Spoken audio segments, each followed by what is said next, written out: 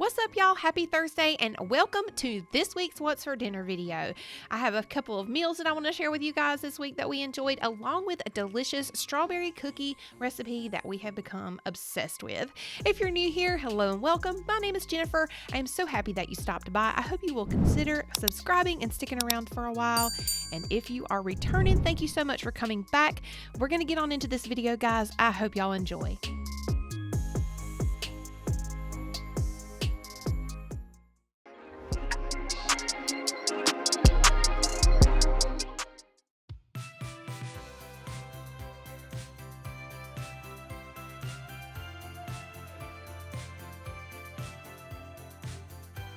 First things first, I'm going to go ahead and set my Instant Pot to the saute option here and add in 2 tablespoons of olive oil. Here I have cut up 1.5 pounds of boneless, skinless chicken breast, and I have seasoned them with a little bit of salt and pepper. And I'm going to go ahead and let those brown up and cook for about 3 minutes on each side. Next, I'm adding in 2 cloves of minced garlic.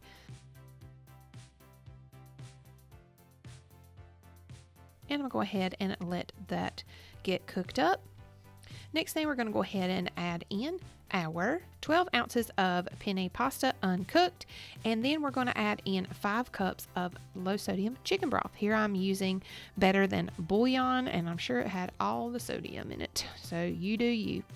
Next, I'm going to go ahead and press down the noodles to make sure that they are all covered by the liquid. You don't want any sticking out because they will be hard when they complete cooking. So next we're going to go ahead and put the lid on. We're going to seal our Instant Pot, and we're going to put this on to cook for 4 minutes.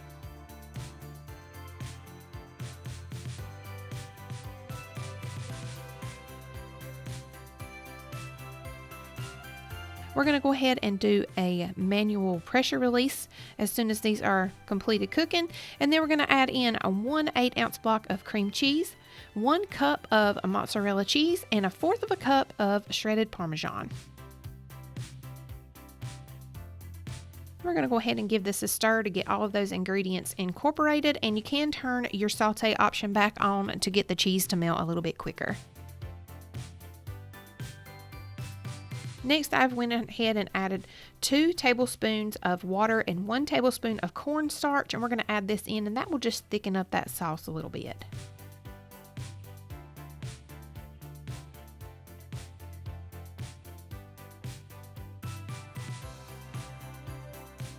And you guys, dinner is all done.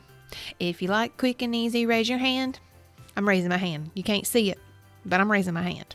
This was so simple and delicious, you guys. Thank you, Six Sisters Stuff, because that was an amazing recipe.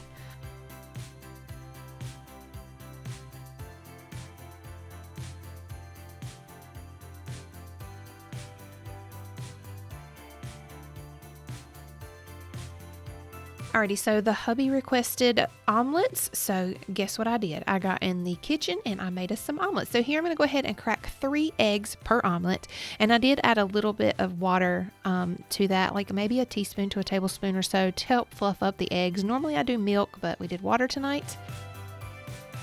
And then I'm going to go ahead and get my pan prepared. So I have it set on like a medium-low setting. I've added in some canola oil and a little bit of butter here to help the egg to not stick.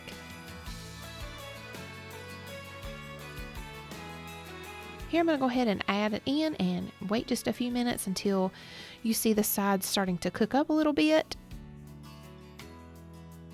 The top is still going to be just a little bit runny, but you will see we will get that all cooked up here in just a minute. Now I'm going to go ahead and start adding toppings. My husband does not like peppers and onions and all that good stuff that I like, so I'm just going to make him a sausage and cheese omelet. I'm going to go ahead and add the lid on for 3 minutes, and as you can see here, the top of the egg has cooked up nice and well. I'm just flip those over and throw them on a plate, which I did not film. Sorry about that, you guys. Now on to my omelet, and as you can see, I've got all the goodies there: peppers, onions, mushrooms. And now I'm going to go ahead and pour up my omelet. And we're just doing the same thing, except we're going to add in the ingredients to make it Southwestern.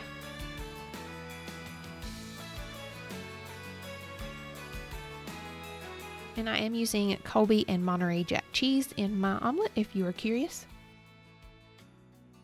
Now we're going to throw that lid on again for about 3 minutes, and they come out perfect every single time, you guys. Omelets are so good and so filling in my opinion.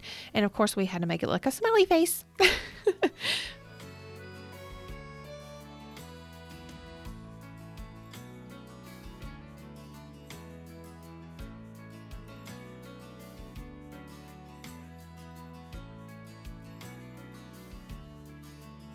Alrighty, my friends, so these are the ingredients that you will need to make this recipe. So you will need 2 cups of shredded cheese, 8 slices of bacon, 3 to 4 russet potatoes. You'll need 1 medium onion chopped, 2 cloves of garlic, 3 tablespoons of butter, 4 cups of chicken broth, 1/4 cup of heavy cream, some salt and pepper, 4 cups of frozen corn, 3 tablespoons of all-purpose flour, and some green onion for topping. So the first thing I'm going to do here is I'm going to go ahead and add in my 3 tablespoons of butter and allow that to melt. Then we'll add in the onion and garlic.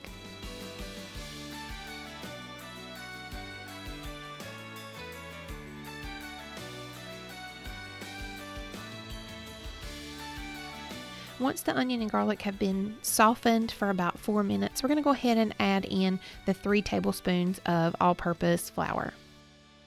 And we're going to go ahead and stir this around and let that cook to get the flour taste out, of course.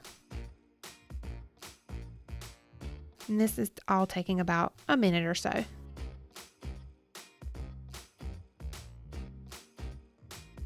Next thing we're going to do is we're going to go ahead and add in our 4 cups of chicken broth. As you saw, I did make this with better than bouillon chicken base.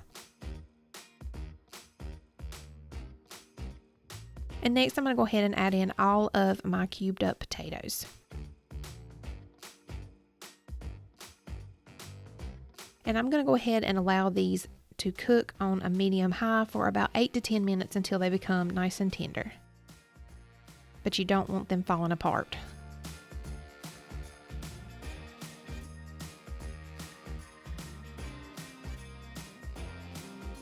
All right, the next thing I'm gonna do here is I'm gonna go ahead and add in 1/4 of a cup of heavy cream and whisk that into my soup here.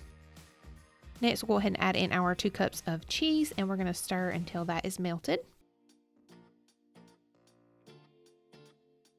And then, of course, we're going to go ahead and add in our 4 cups of corn. This is just frozen corn that I had in my freezer.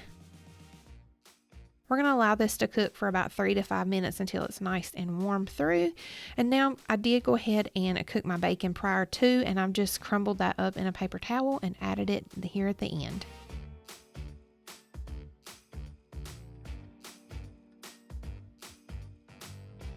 And I don't know about you guys, but it's starting to really get cool here where I am. And so soups are just what sounds the best here in the evenings. So this was perfect. And I just love the cheesiness. I've never really had a corn chowder before, but I was very pleased with this recipe. So I will leave it linked for you guys in my description box.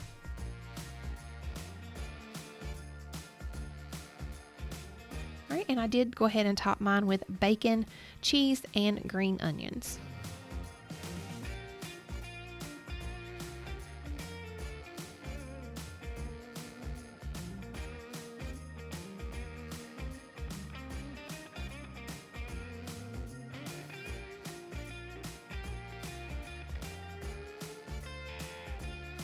All right, so I shared on my last grocery haul in the comments that I would be sharing the strawberry cookie recipe that I had mentioned. And so here it is.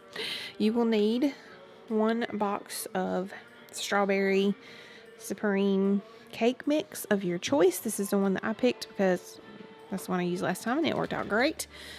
2 eggs and 1/4 of a cup of oil. So alrighty, so as you can see, I have already added in my eggs to my mixer, and now I'm going to go ahead and add in the 1/4 cup of oil. And then next, we're just going to go ahead and add in the whole bag of the cake mix, and we're going to give this a good mix for about a minute or so. The one thing I've noticed about this type of cookie batter is that it is more on the greasy side than expected, than your typical cookie batter. And last but not least, I'm going to go ahead and add in some of these white chocolate chips. And I did do about a half of a cup because I don't like for my chocolate chips to be overbearing in my cookies. So you can go all the way up to a cup if you like that many. About half a cup seems to be perfect for me. And then I did just give that a really quick stir in the KitchenAid mixer just to kind of incorporate them really quick without having to kill my arm. Now I'm going to go ahead and use a teaspoon here to make these cookies. Last time I made them, I did a tablespoon size, and you guys, they were huge, huge, huge. Use a teaspoon, please. You will thank me later.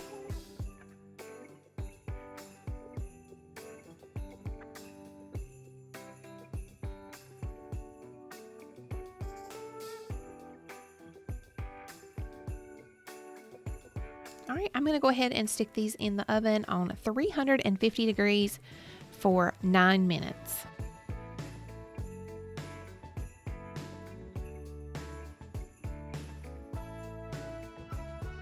We have become obsessed, as I said at the beginning, with these cookies. They are so good, you guys. I hope you give them a try. Let me know if you do. Alrighty, you guys, that's going to wrap it up for today's video. I hope you have enjoyed hanging out with me. Make sure you give me a thumbs up down below if you decide to make any of these recipes. Also, let me know in the comments if you decide to make any of these recipes that I've shared with you today. I hope everyone has a wonderful week, and until next time, keep them fed.